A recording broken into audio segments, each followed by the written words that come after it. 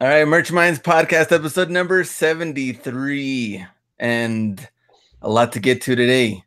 Some updates with merch and a really good topic today about money making. So, Yang, what's up? What's going on, Senior Hacks? What's up? I'm doing good. Thanks for asking, by the way. And yeah, what do you want to? where should we start? I mean, there's a lot to I, get to. I want to start with that hot chick on your chest, man. Who On you my wearing? chest. There Who you wearing, man? you go. Look at Chun-Li. that. Look Yeah. at that. Does your wife know that you're messing around with her? My wife's seen this shirt. She likes it. Okay. Yeah, she likes it. Okay. It's all So there you good. go. It's Yeah, you all seem to good. like it more than I do. Well, I don't know, dude. I'm just saying. Last time I wore something like that was in high school. Oh, in high school, which is what, in 1949, 48? That was 4 years ago. Yeah, it's been a while. It's High been a school while. days.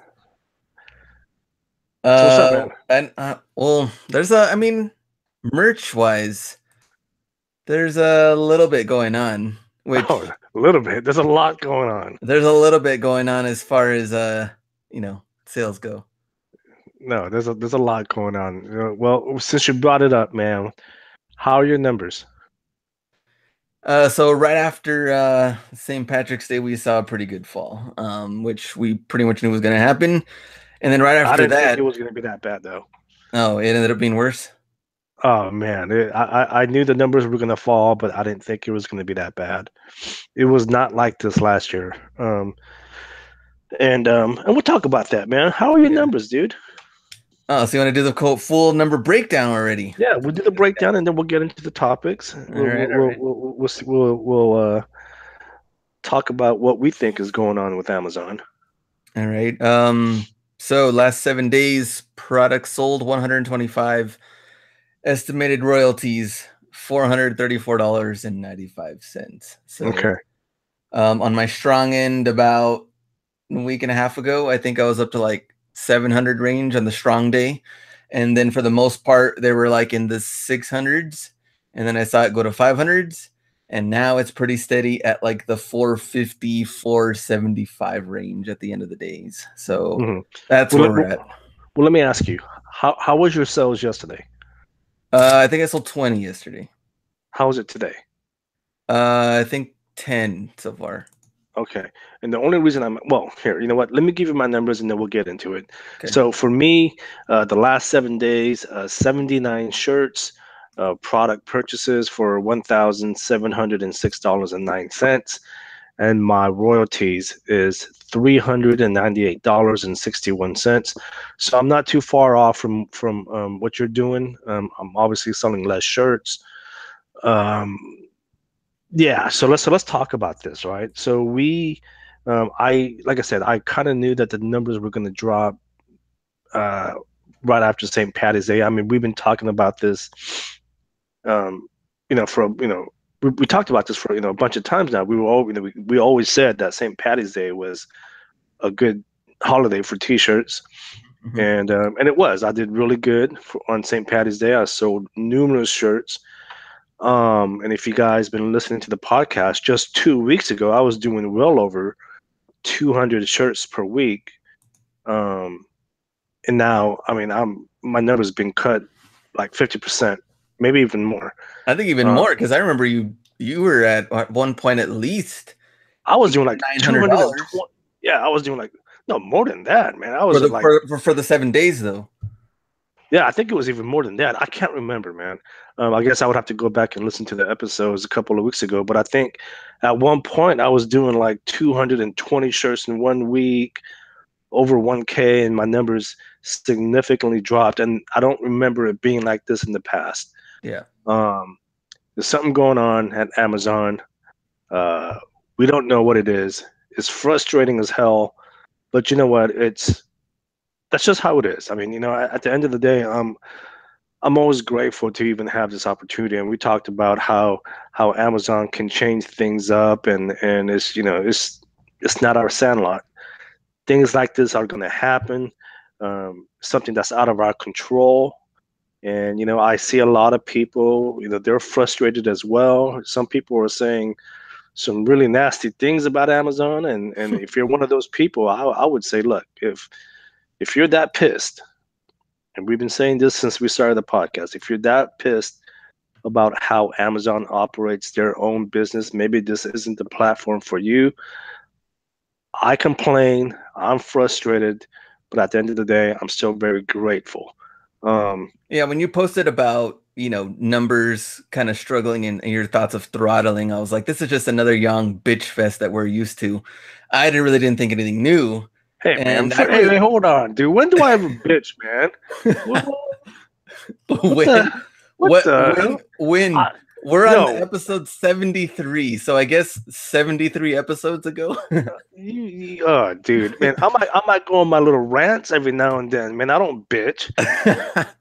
Well, let me go back. Okay, so when I first saw, I didn't really didn't believe it myself. I was like, "There's no Sure. way." There's kind of like this whole throttling stuff going on. I really didn't think much of it, and then when you mentioned it, one of the post, I was like, "Okay, well, I can see it kind of struggling." And then I was like, "Okay, well, now that I saw one of the days where it was like what it was ridiculously low, right?" And I was like, okay, something is going on. And then we started to see more of the updates and some of the other people in different groups follow up also. And then I was like, okay, now what's really going on? And then finally we got, a statement from them, from And, Amazon. and we'll talk about that statement here in a second. But just to kind of give you guys something to compare with. Okay, 2 weeks ago, I was averaging about 30 shirts per day. Okay, Yeah. this is just 2 weeks ago. I just want you guys to picture this. Right now, I'm probably averaging about 8 to 9 shirts per day. Okay, so that's a huge, huge difference. Um, and it's there's something definitely going on over at Amazon. And in fact, I don't know what your dashboard looks like, Lynn, but I'm Mhm. noticing that a lot of my shirts are going through the processing again, and then they're showing up on my dashboard again. Is that Mm. happening to you? Yeah, that did happen. I think a week ago I started seeing some older ones kind of like Yeah, refresh yeah. themselves or It's like something. they're going through the whole processing again, and then they're showing up on my dashboard. So something's going on. They're doing something. They're testing something out. I don't know. Okay, we don't have the inside scoop. Um, we don't know. I mean, this is just obviously our own theory, but we don't. Like I said, we don't know for sure what's going on. But clearly, Amazon is doing something on their end that's affecting ourselves. It's frustrating. Um, but you know what? At the end of the day, again, it's just if Amazon isn't working out, I mean, we have to put our focus on other things. Um, but yeah, so it's been really frustrating. Do you want to well, the update on the dashboard is Yeah, so let's talk from about that. yesterday. Yeah, to clarify, which is not this is not going to be our main topic of the podcast No, this episode, but it is going to be very heavily talked about because a lot of people right now are kind of going a little crazy with their availability of their products. So we're going to talk about that. So yesterday it says to clarify our policies ensuring customer orders are shipped on time, please read our new frequently asked questions on product availability. So now they have this on that FAQ page if you want to check it out. And then I also sent Yang this post that I think it was also from the forums that someone from Amazon responded regarding the low numbers and the orders and everything like that. So I'll read that first, which their response was thank you everybody for your feedback. Your feedback has gone a long way in improving the experience for Merch by Amazon. As a print on demand service, we can fulfill a fixed number of orders each day. If demand exceeds capacity, we may not be able to ship all orders so your customers receive them by their expected delivery date. To ensure customer orders are shipped on time, we may temporarily reduce the availability of some products. okay. Yeah. That's basically the same. They just copied and pasted in their response what they posted in the Mhm. updated FAQs. Um, and it's weird because they're saying in the updated FAQs they were saying as of today they are not. And I'm obviously paraphrasing here. I don't have it in front of me. They were saying that they don't throttle, at least as of today. Yeah. And then this the second statement was what you had just read. And it's look, I think there's something going on. I think there's something going on. Amazon's not going to come out and just freaking tell us, right? This is how Amazon's been running their business for years. They always give you some vague answer. They're not going to come out and tell us exactly what they're doing. Okay, Yeah. so clearly they're going to, in my opinion, they're going to come out and say, "Oh, we're not throttling. We're not going to throttle you guys. There's nothing going on."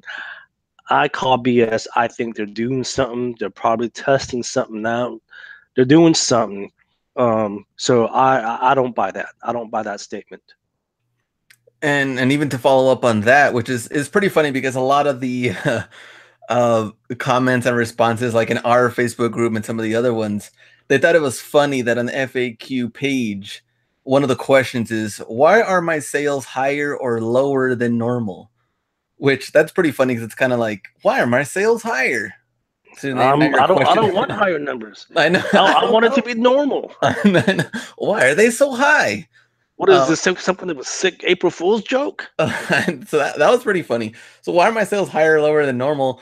And they have this part in there, but they just talk about how holiday season, maybe your products will be higher or whatever. But that, I don't know. It just doesn't really make sense in that part. I mean, they just kind of threw that in there, but it also says there may also be more selection available for products similar to yours. To find, try to find your product using search terms a buyer would use. I mean that makes sense. That's just common sense. Yeah. Um, yeah, but no, I mean to me, whatever they posted was very vague. That's just how Amazon works. They're never going to tell us exactly what's going on. Um, and I get it. Whatever. But speaking of that, dude, what if this is some sick April Fool's joke, right? On April Fool's, Amazon just comes out and says, we've been messing with your numbers the whole time. There's nothing going on. Well, then that would I'll be be awesome, but pissed.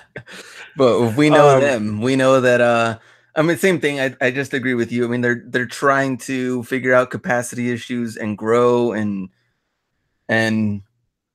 fix their platform. Obviously, there's different things they're still trying to improve on. I do think it's funny, kind of like what you said, some of the comments that we get through email and Facebook and DMs, people that are just like, this is so unprofessional of them. Like, why would they do these certain yeah, things? and And I remember reading this one comment in someone else's group.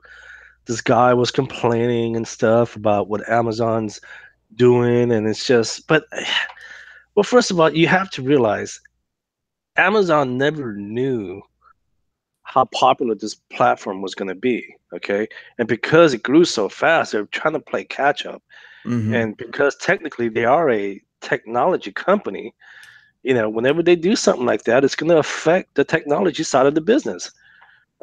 So I mean, if you're one of those guys, again, it's frustrating. I'm frustrated. I look at my numbers. I'm like, dude. I mean, the numbers that I'm seeing right now is close to what I was doing like when I was at the 100 tier. That's Yeah. how bad it is for me. Okay, it's frustrating. I get it, but I'm not gonna bitch and just okay. Clearly, Glenn thinks this is a bitch session because he thinks I bitch a lot. But it's just it's just one of those things where look, it's frustrating. I get it. But I would say, look, just be patient because at the end of the day, we know how powerful the Amazon platform is. It's going to get better. It's just a matter of when. I don't know.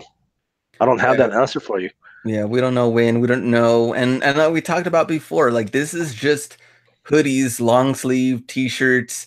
We're not into the phone cases and hats and beach towels and everything else that they're eventually going to add. We would think they would.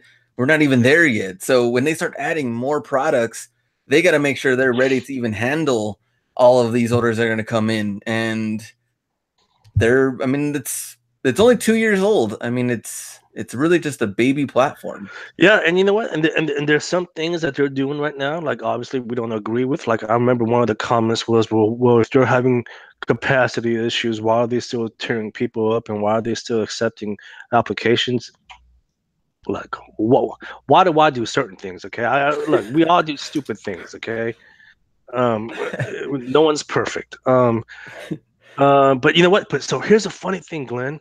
So I've been trying to do the whole Amazon Printful integration, Oh yeah. right? Mm-hmm. Um, and I've been uploading designs that I know will sell. It's like it should be a get. Like I'm almost positive that they will sell Mm-hmm. because I've sold all these designs on other platforms, including merch. Um, but for some reason, I wasn't getting any sales through the whole Amazon Printful integration.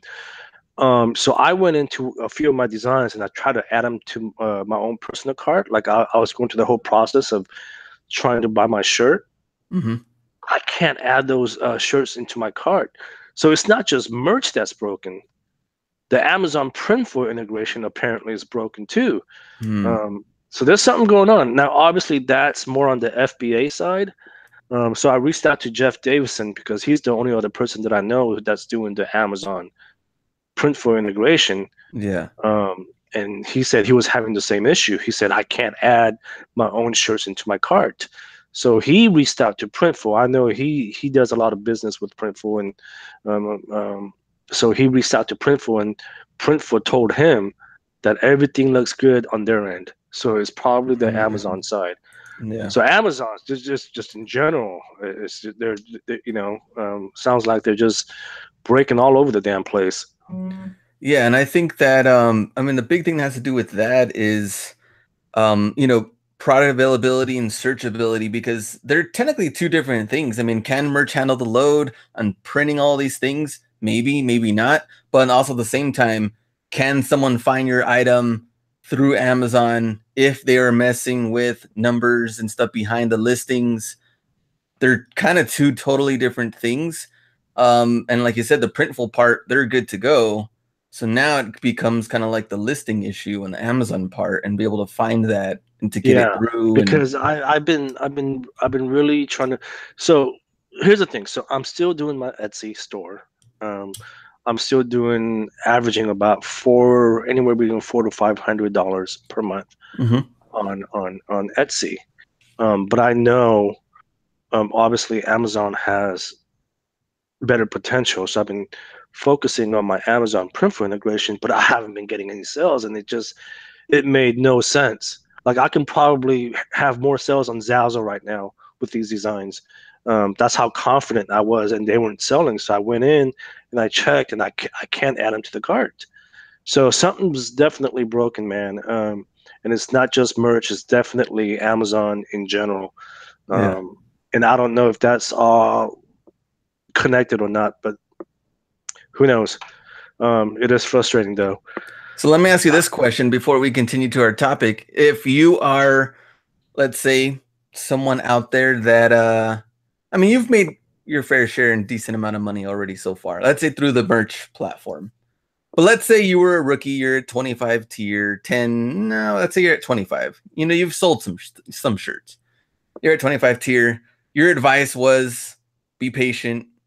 What other advice would you say if you're at that 25 tier? Would you just keep plugging away or would you look As at of the now, at yeah, as of right now, would you keep plugging away, keep trying to do that, or would you look at Etsy and Printful and try to build that up to 100, 200, 300, 400 listings and absolutely. No, beyond? absolutely. I mean, we talked about this, right? If you're just getting started, okay, if you're in the 10, 25, even 100 tier, and we said this many times, get started with trending topics, things that are hot, things that will sell at some point. And if they don't sell, look, I've done it, right? Like I've tried to get into a niche and it never sold. It never took off. Um, and then if they don't sell, rotate them out every 45, 6 weeks. But at the same time, like you said, I would definitely focus on other platforms. Right now, in my Mhm. opinion, I would say Etsy's second. Okay. And the only reason I say that is because I haven't, again, the Amazon Printful integration, there's something going on. It's not working properly. But I know that definitely has potential. So once that's fixed, that could be a number two. But as of now, since it is broken, Etsy second, Redbubble's third, and then After Redbubble, who knows, right? I mean, who was it that freaking rejected my? Was it Zazzle with Yeah. Cafe Press? I Yeah. could care less about that, man. They freaking, whatever.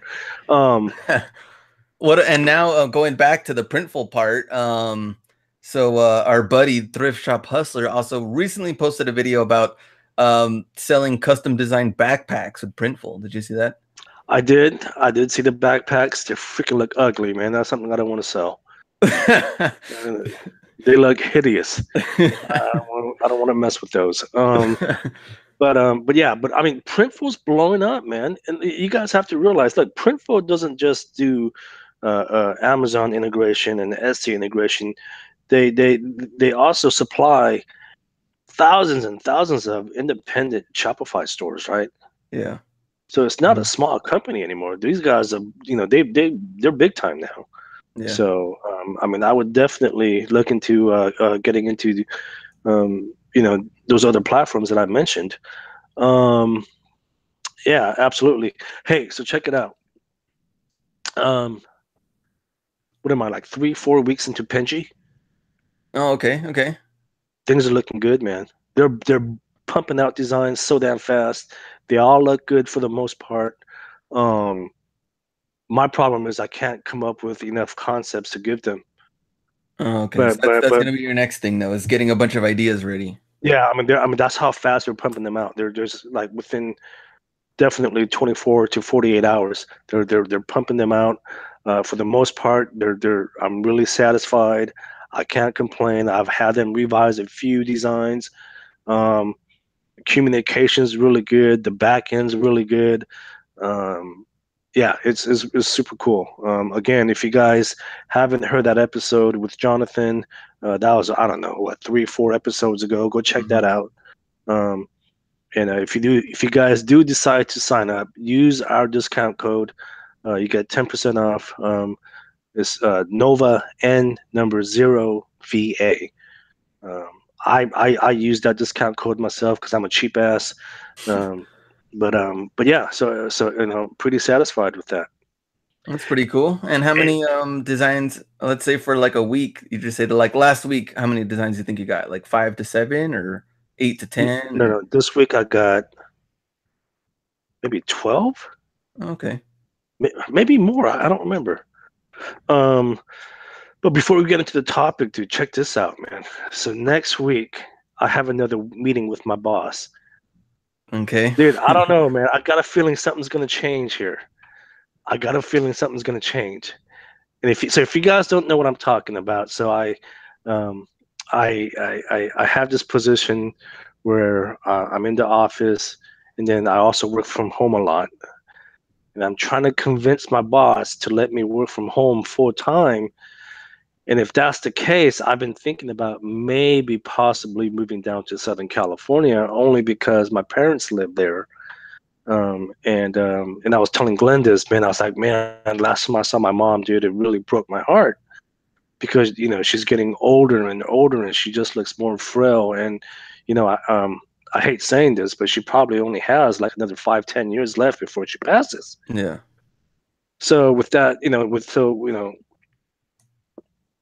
so I really want to try and move down there and spend the next few years as much as I can with her and my dad and in the family. Um, so I'm trying to, long story short, I'm trying to convince my boss, let me work remotely. And if that's the case, I would maybe try and move down to Southern California and then work remotely for my day job. So I don't know, dude. I think next week something might happen. Maybe they'll say I have to be in the office more. Maybe they'll give me the thumbs up and say go ahead and work remotely, or maybe my schedule will be the same. Who knows? It's like, you But know I what, got a fe- young, but go I got a ahead. feeling I got a feeling something's gonna change. Uh, I got Triple this your really. salary. Oh, that'd be nice, huh? You're Um, gonna but have to keep yeah, us updated on the next episode to see what happens next in yeah, Young's no, dude, life. I'm kind of nervous right now because I'm like, well, what are they gonna say? Like, are they gonna say, do this, or who knows? But I'll definitely keep you guys posted. How long you been working there? 13 years. Dang, 13 years. Yeah, 13 years. Showing your age. Yep, 28. Also, kind of a random topic. Um, what's your well, this is completely random. I mean, it has to do somewhat do the reselling, but still, what is your thought and or sad and or not sad about Toys R Us? Oh man, dude, what is that about? I'm a Toys R Us kid, man. Oh, I bet. I mean, Um, I grew up with, obviously I'm referring to the song, um, but you know what? It is what it is. I mean, here's the thing. With a lot of people shopping online these days, and obviously Amazon and Walmart being the powerhouses, all these shops, that's been around for decades, they're all shutting down, right? yeah, times are Um, I changing. mean, With I mean, I mean, we've seen a bunch of Macy's shut down over the years. Let's see what Toys R Us, obviously, um, and I'm there's a kind of bunch of. still, yeah, I'm kind of still surprised Best Buy. Um, I just haven't even been to Best Buy in a long time. Are they still in business? They're still in business, though, Yeah, right? Best Buy, yeah, they're still going. I mean, I don't know if they're going strong, but they're still there. But I don't know. I was just kind of like, hmm. Yeah, no, it doesn't surprise me though. It was just a matter of time, I guess. Yeah, and I don't know. I guess that's just what happens, not really adapting to the changes and everything that's going on, and they just kind of stayed old school, stayed the Yeah, same. no, and I was going to say that. I mean, with technology these days, I mean, obviously, I don't know because I don't play with toys anymore. But like, do kids really play with toys, or are they more on the computer and stuff like that? I don't know. Well, I saw a pretty funny comment on one of them. They're like, Toys R Us went out of business because kids rather watch other kids play with toys on YouTube videos than to See, play with their then own. that's my point, right? Technologies have changed everything, right? Again, nobody wants to play with that stuffed doll anymore, right? They'd Yeah, rather be on YouTube or apps. or they want the iPad when I met Anthony, dude, when I met Anthony and he introduced me to his son. I think his son's like 5 or 6 years old. He goes, "Yo, man, my son wants an iPhone 10 so bad." And I was like, "Oh my gosh!" I'm like, "Buy him one." He goes, "Dude, he's only 6." Buy them one. But that's my point, right? It's like Yeah, technology is changing everything to the point where a 6-year-old wants an iPhone 10, right? I pulled out my iPhone 10, and his boy was looking at me, and I was like, "Oh man!" And I was showing him my iPhone, and you could just see the sparkle in his eye. that's It was crazy. And it and, was and nuts. yeah, and I worked at Toys R Us in college. Did you? I worked there for like 2.5 years. Hmm. I started off with like unloading the trucks, and they'd get those toys in, and then eventually moved me to like video games, and it was cool. I mean, it was a cool job, but they just seemed kind of behind even then, like at the time, from even some of the other competitors like Target, Walmart, and Best Buy, especially when it came to like the video games and stuff. Their prices always seemed higher than everybody else's. Um, and I don't know, the even the store just seemed kind of like old school in a lot of the I guess the ways they kind of handled it, but Yeah, yeah, I don't know. We'll see what no, happens. yeah, no. It's I read that, and that was interesting. So Yeah. All right. So back on topic. back on topic. So I was talking to Young, and I was like, you know what? I really wanted to talk about this because so Young had a goal. I don't know if you guys remembered this. That was a while back, and Yeah, my I had it a goals while have back. it's dropped a little bit, but But it was a very reasonable goal when you first said it. And I still think you could definitely get to that point. We just don't know other factors that are coming into play. But it all depends on Amazon, obviously. yeah, and RJ also has the same goal because he's always talked about this on YouTube and on Instagram. So the goal, $10,000 per month on merch. So when we're talking to Michael Essick, we're trying to, we're asking him how many live shirts do you have? What and everything that's going on with his business. And he was telling us over 13,000 live designs, which that was just like mind blowing. I was like 13,000, like I mean, just imagine having a warehouse with 13,000 shirts, I know, right? right? I mean, that's a lot. And I was like, man, that's crazy. So with talking to him, I was telling Yang, after the show, I was like, you talked about how you want to make 10,000, and we're talking about netting Yeah, 10,000, not it's not just so. 10,000 in sales, and netting 10,000 per month. And I was like, what will it take to get to 10,000? And I was like, why don't we talk about that on the next show? Because I think there's different factors. Obviously, Amazon's going to play a key role into this if you can find your product or not. But let's talk about the work that any one of us can do to get to that point. What would it take? That's what I was kind of wondering. Okay, so we'll talk about that. Well, I'm a huge. If you guys don't know this by now, I'm a huge advocate of good design.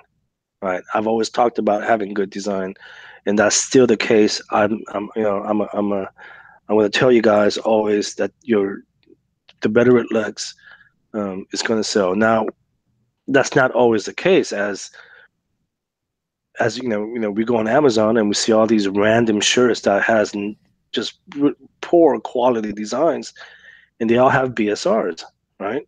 Mm-hmm. But I think in general, overall, as long as you have a good design, you should be good. Um, it's not guaranteed though, right? I mean, I think I have a bunch of designs that I think look really good and they still haven't sold yet. So that's Yeah. not always the case. Um, and I think in order to scale, obviously you can't do it alone. Um, because look how long it's taken me to even get to the 2000 tier, right? I'm a one man show. Um, and it's taken me almost a year to get to the 2000 tier, right? Mm-hmm. Um, because I don't have anyone else helping me out. I mean, now Ken, obviously, he's a one man show, but then he has family members. He always, he talks about it, how his wife helps out a lot, right? Yeah. But I do this by myself. I don't know if your wife helps you or not, Mm-hmm. but as a one man operation, this is really, really difficult for me. We can talk about other power couples like Matt and Aaron Shireen and John and Amanda Balcazar, right? Mm-hmm. Power Mm-hmm. couples, they do the business together, so I'm sure they have a system down and they can probably scale faster than me, um, and you, I guess. Mm-hmm. But it's if you guys are if you guys are doing this solo like me, it's difficult. So in order to scale, I would say you would need to get some kind of a help, right? Some kind Yeah. of a help to, and not just uploading, just anywhere that you can get help. So And I I think that's now a factor, and but yeah, but go here's ahead. the thing, but I now have that help, right, with Penji, Yeah, the right? design part you do. Yeah. I've been able to, dude. I'm like maybe 80 shirts away from qualifying to the next 4,000 tier, right? And Mm-hmm. I just and it was only like 4 months ago that I just got tiered to the 2,000 tier. So I've been able to do this much faster now because of Penji. Yeah. So definitely get help when necessary. Um, uh, I don't know. Did you have some that you want to add? Well, I think there's different factors that go into this. So I think that it was easier.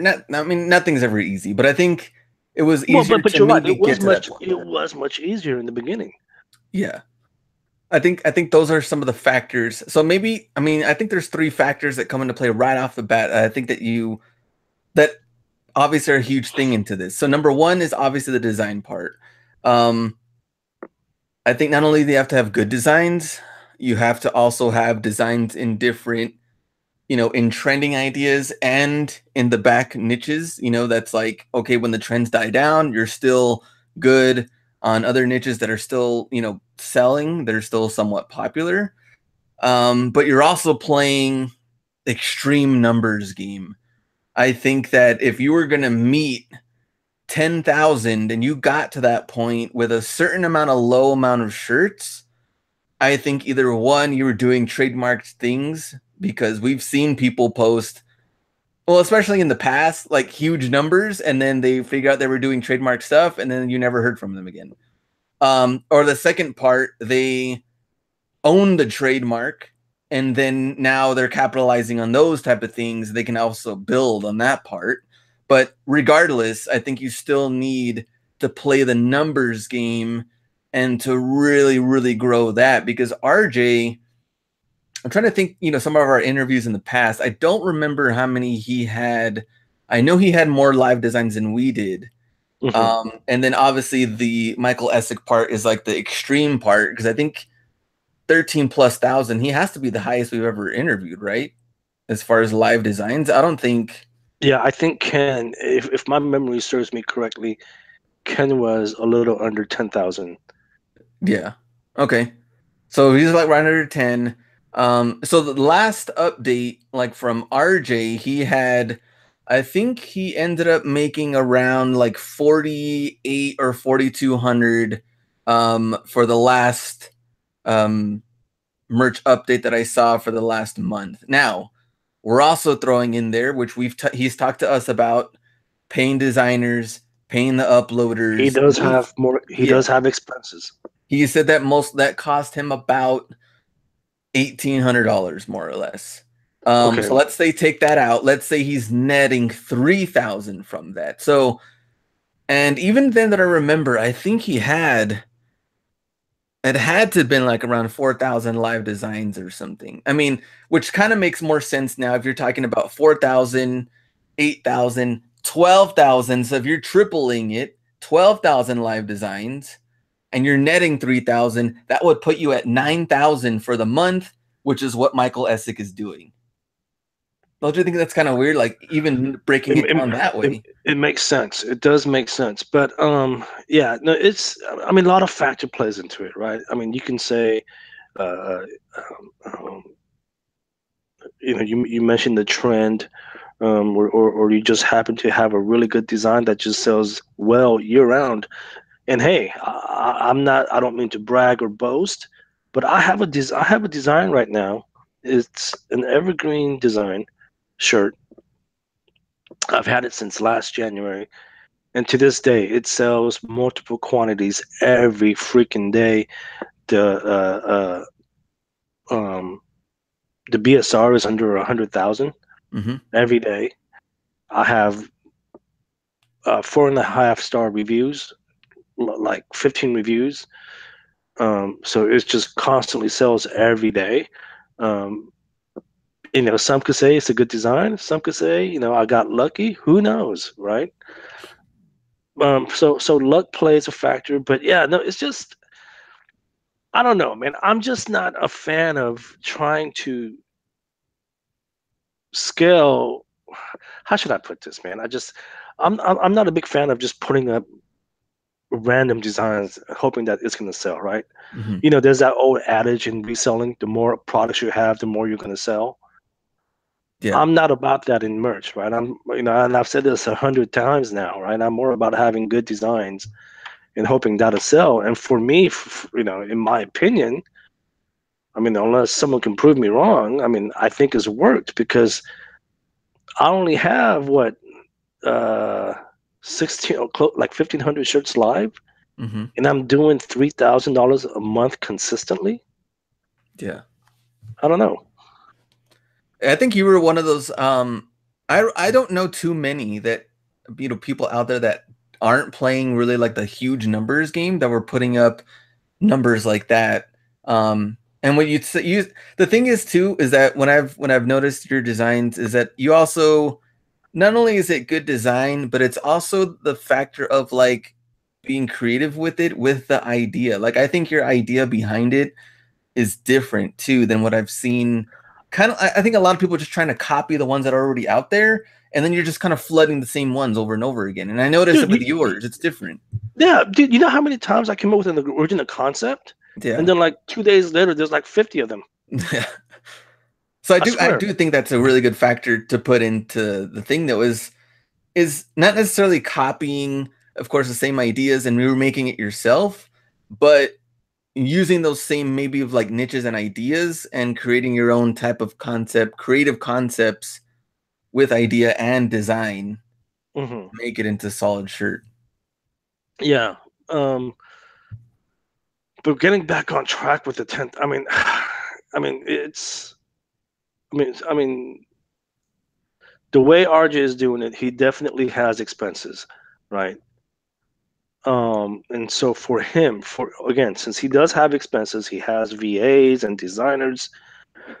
He obviously has to pay them. So for him to make 10,000 a month, he would probably have to do $20,000 in royalties, probably,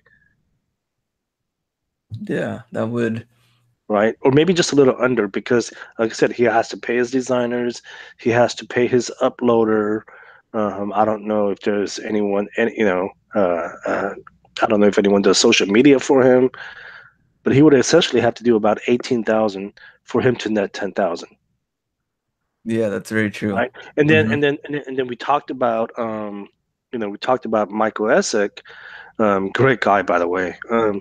And he talked on the show last week about how, he's putting up really good numbers, but he also has two designers now, and he has his brother-in-law and sister helping him out full time in the business.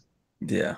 Right. Those are expenses. And that's what I think. So the two other factors that I really think are important, I guess another thing would be the price range, because in the very beginning, your royalties were way different than what they are now. Now you have to really double to what you were pretty much doing because of the royalties and how much they've gone down. I mean, remember in 1999, especially in the very beginning, in the very, very beginning, you were What was it? It making was like like seven.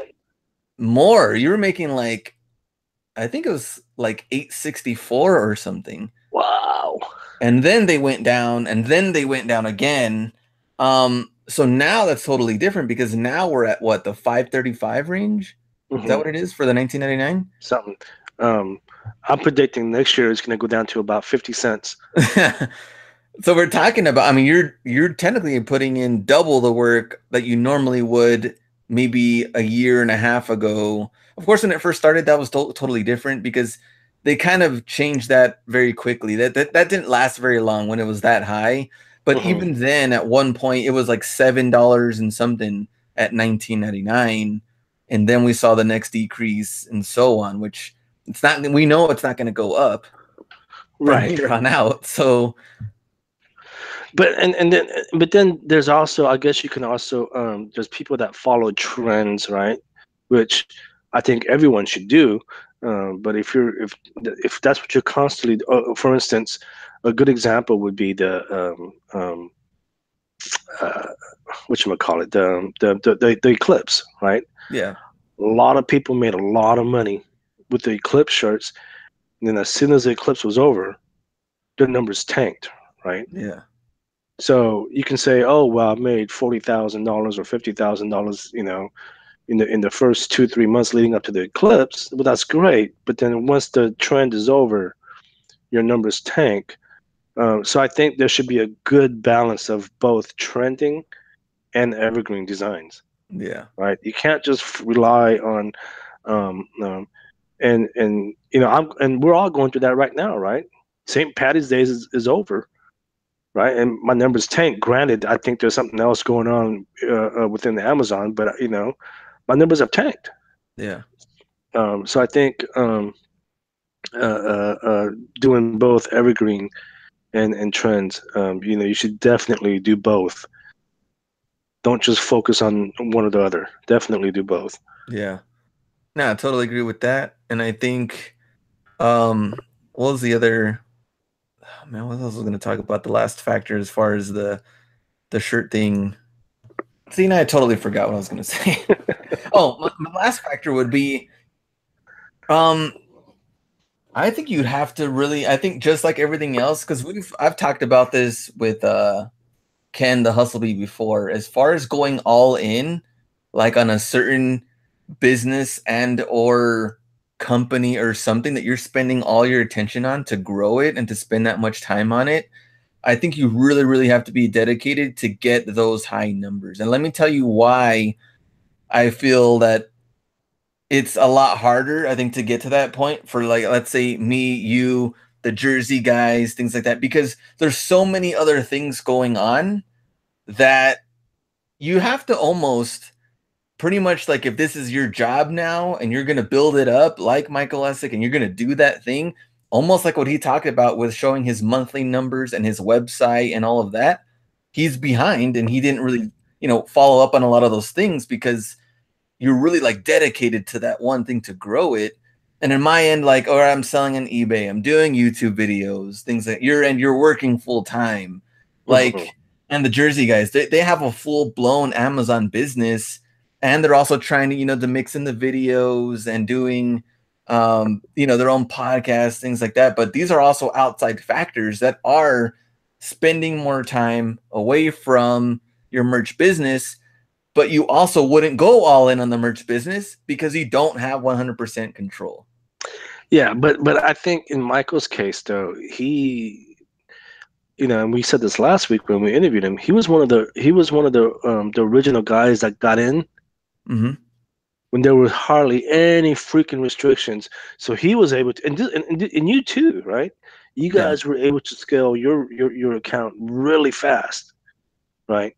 Yeah. But now, ever since Amazon started putting in restrictions, it's much tougher to grow at a rapid pace, Yeah. right?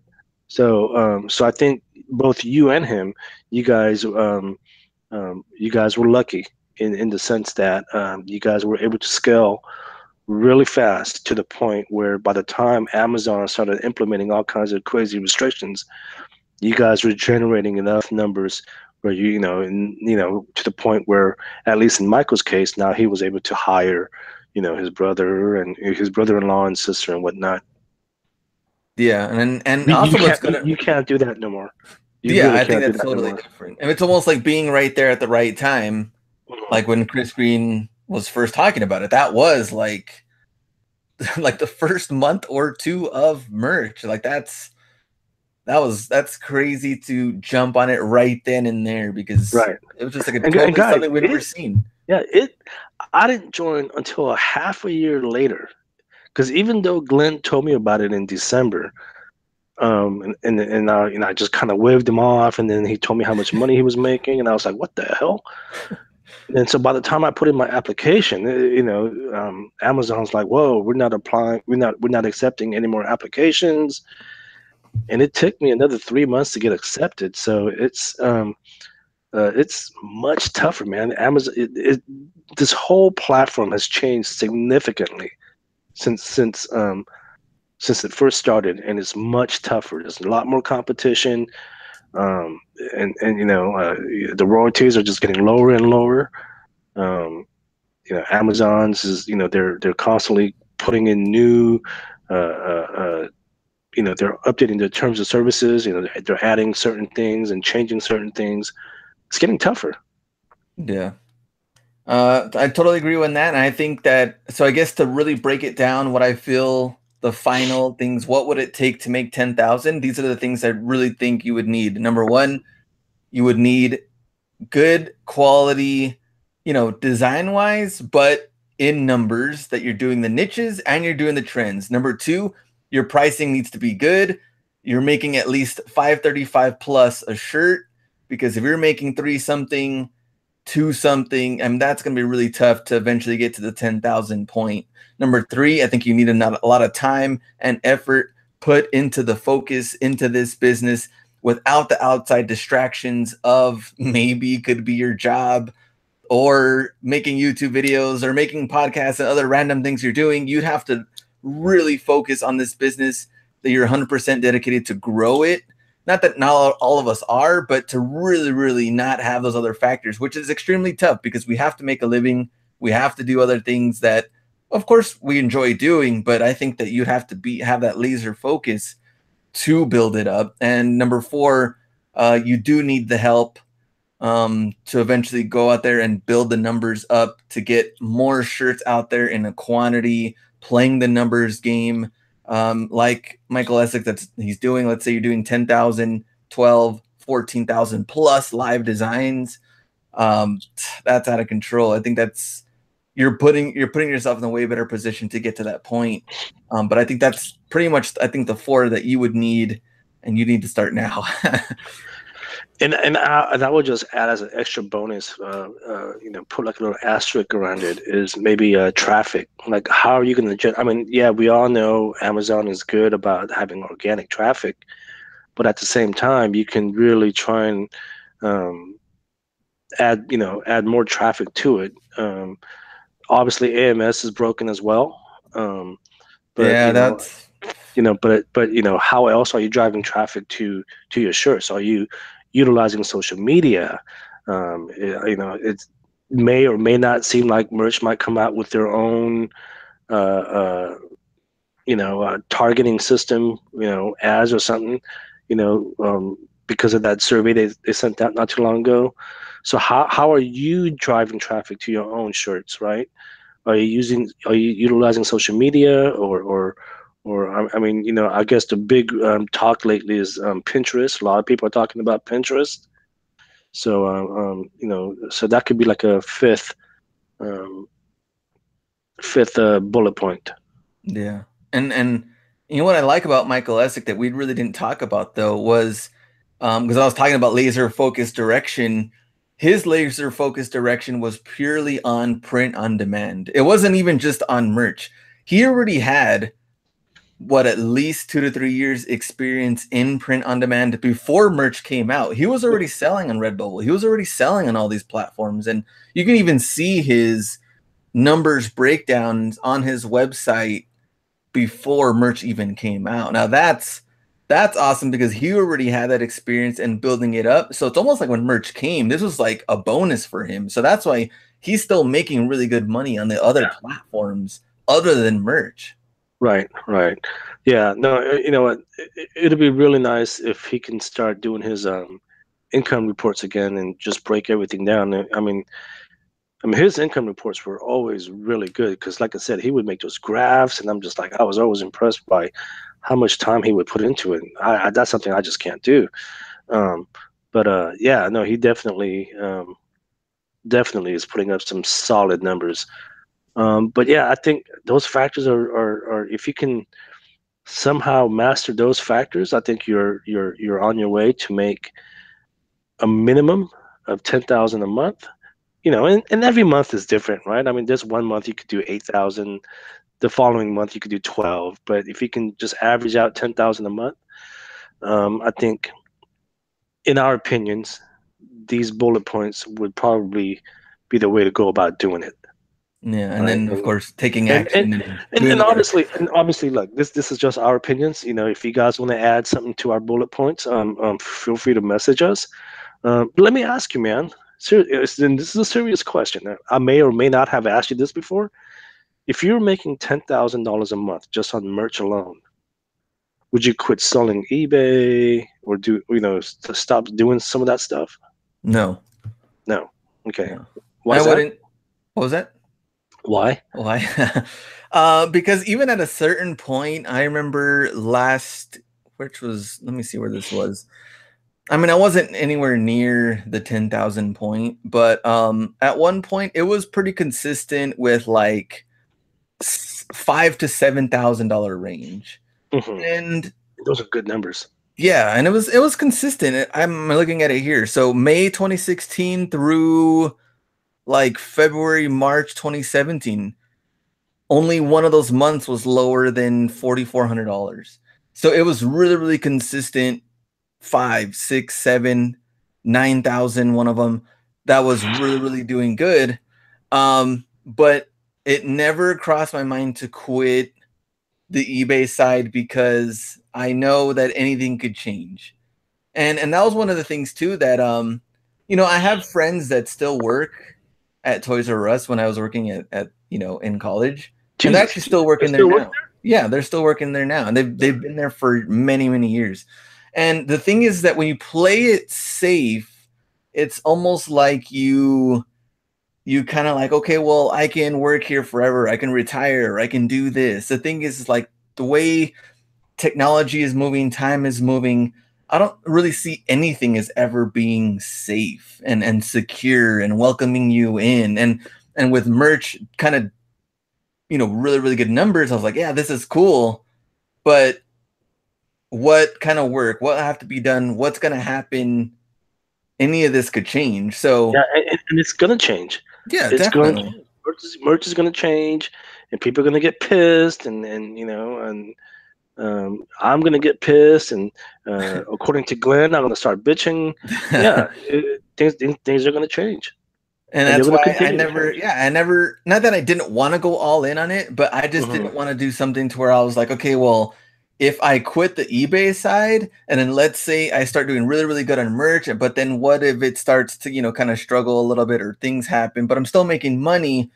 If I get lazy on that eBay part, I think it's going to be harder for me to get back into it again because I got used to merch money to where I'm not buying and selling physical products. I can just upload designs. And then on this other side with the eBay part, be like, well, I've already been out of it for a year now.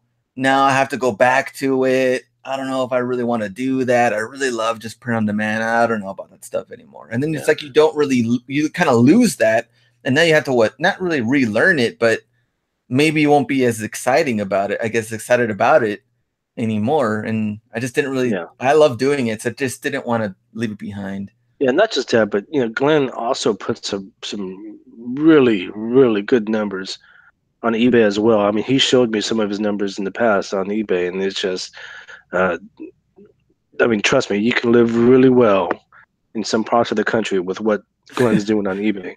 Some Um, parts like El Paso. yeah, not here, not where I live, that's for sure. But yeah, in the past, I've always joked saying, if I was doing $10,000 a month consistently, I would quit my job. Yeah. You know, in all honest truth, I would never quit my job. It's just, I have such a, here's the thing, right? I mean, I've said earlier in the show that I've been with the job for 13 years now, right? And I have no intention of leaving. But but like I said earlier, my goal right now with the day job is to try and work remotely so I can move closer to my folks, because again, they're getting older. Every time I see them, it just breaks my heart, right? Yeah. So I would like to try and spend the next few years with them a little more. Because look, the way things are right now, the system is broken. Okay, I see my freaking colleagues more than I see my family, and it should not be like that. Right? It should be the other way around. Yeah. So that's what I need to work on right now. And again, I mentioned the meeting next week with my boss. But yeah. So with me, if I was making $10,000 a month on Amazon, it would definitely work for me you know in the sense that I can now approach my boss and say, look, I have this little side business. I'm making more money than I could have ever imagined. That would give me the freaking balls to just tell my boss, be like, look, I need to work remotely, right? Yeah. It would no longer be like a question for me to ask my boss, hey, can I work remotely, right? Hmm. Now I got the leverage. I'd be like, I need to, okay? Um, but I wouldn't quit my job. Yeah. Because I would tell you this though, it would definitely free up a lot of my time, because I think once you have established your account to the point where it's making that kind of money, managing your account is a lot more easier than trying to build your account. I think we can all agree on that, right? Yeah, definitely. So I would just, it would free up a lot of my time, because I would now just be managing my account instead of trying to build my account, right, to the point where I'm making $20,000 a month or something. Yeah. So Yeah, totally agree on that. And I think someone made a comment like, "Well, I wonder why no one's going all in on merch and just doing merch because things like this happen to where they're changing their FAQ or product availability and things." And I'm like, "Well, yes and no. I mean, that is one of the factors is that not maybe not why everyone's going 100% all in is because we don't have the control, but I wouldn't even go 100% all in if I had a real job, regular corporate job, because that's not even promised either. Like even when I did work at the corporate job, I still had the side hustle of eBay and something else because I think multiple incomes is the way to go, especially right now, not just depending on the one check, regardless where you work or what you do. absolutely, absolutely. And you know what? Just this is just my opinion. Uh, Corporate and academia is completely different. Oh, corporate, and academics. Yeah, a corporate job and an academic job is completely different. Did you ever have a corporate job? I know Um, I know you worked for your university after you graduated, but outside of the university, have you ever had a corporate job? Like a job where you had to go, just trade your services for a paycheck. no. I'll tell you this right now, dude. I would never go work for corporate again. I What wouldn't. was your experience there? Corporate is just, it's like a machine, right? You go in at the same time every morning, and then you punch out at the same time every day, right? It's just a repetitive machine action, right? You just punch in, punch out, do your work, whatever, dude. But here's the thing, um, corporate pays more. Hmm. Academia, and you know this, right? Academia, they pay a lot less, um, but it's a lot more lenient as far as flexibility, right? I can literally go into work wearing shorts, right, if I wanted to, and I never and got that. oh, really? I Oh, had to wear a dude. tie. I had to wear tie, slacks, everything. What kind of freaking university do you work at, man? Yeah, I had to dress up all nice and oh man, That's you had to. I had to, yeah. The Like if only you day went, we were able to wear somewhat remotely close to shorts was casual Friday. dude. The way you guys see me on Glenn's channel is the way that's how I go into work. Oh man, well that's totally different. That'd be awesome. Yeah, mine was like slacks, the whole thing. Oh yeah, no, dude. I wouldn't see, and I used to do that in the corporate world, right? I used to, Mhm. I used to wear the tie, and I used to have hair like yours and stuff like that, right? But I don't do that no more, man. I just got sick of it. Um, um, I love working in academia. Again, the paycheck is a bit less, but the flexibility and the freedom that I have, like all those times that I've taken off and I'm talking to you when I'm driving or if I'm out of state or something, Yeah, I couldn't do that with a corporate job, right? no, very true. So But that's I don't know. Maybe we're just two different atmospheres or something. Because I felt like I was part of the corporate machine. Because I didn't have that flexibility. Even trying to get days off was like they were emailing me on the days off, do this or send a logo here and make this, and I'm like, dude, like what the heck's going on? And then dressing all nice and yeah, no, I've never had that. I've never had that. no. At one point, I remember, 13 years into my career at Stanford, I remember at one point I was, I did tell myself, you know what, mentally, maybe I should start dressing better, right? And I tried that for about a week, right? It was just my own decision. Yeah, that's not gonna happen, man. That'll never happen again. I tried it for about a week, wearing khakis and dress shoes, and I'm like, dude, this is uncomfortable, man. Because I don't know. Yeah, and it felt like I just wasn't me. And when I'm Uh, not me, then what am I doing? Like I have to be me. And even if I wear a shirt that reminds you of being in high school, I feel comfortable and I feel like I can do anything. right. And no one asks me about anything or questions me. But when I was wearing the tie, and nice shirt, you go somewhere for lunch.